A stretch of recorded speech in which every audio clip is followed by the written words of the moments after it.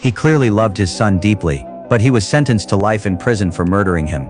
Everyone thought he had lost his mind, but he was actually innocent. The reason he stayed silent for 5 years without ever defending himself was because on the night his son was killed, he was asleep in the hallway. Haunted by guilt for failing to protect his son, he silently accepted punishment and humiliation until his sister-in-law Rachel, a well-known journalist, came to visit, breaking his life of despair. Rachel pulled out a photo. It was taken by a friend at a theme park a few weeks earlier, and the boy in the lower right corner of the image looked exactly like David's dead son Matthew. Even the unique birthmark on his face matched perfectly. David froze instantly, but he was the one who personally found his son's body back then. Even though the face was hard to recognize, the DNA test confirmed it was Matthew. Maybe this boy just happened to look like him.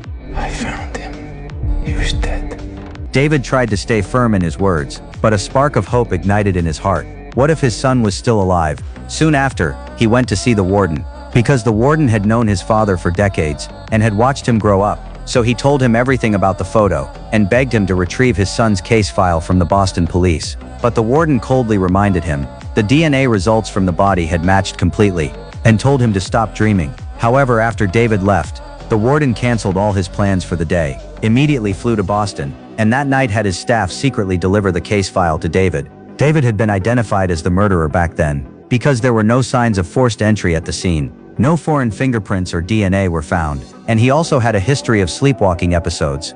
And during a night terror, is it possible for someone to inflict harm on another person without being conscious of it or even remembering it when they wake up?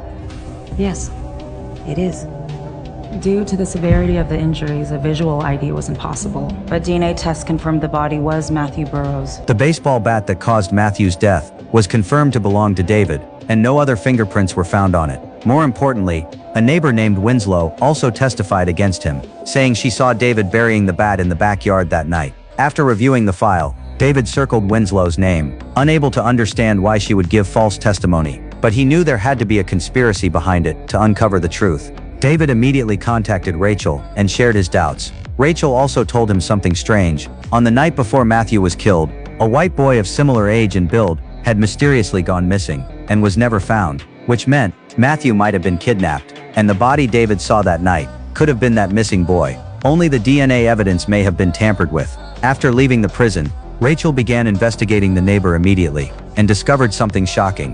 1 month after David was imprisoned, Winslow had already changed her identity, sold her house, and vanished without a trace. This made her even more certain that Winslow was the key to the case. Once she was found, the truth would eventually come out. But just as Rachel felt hopeful, David ran into danger. Late at night while everyone was asleep,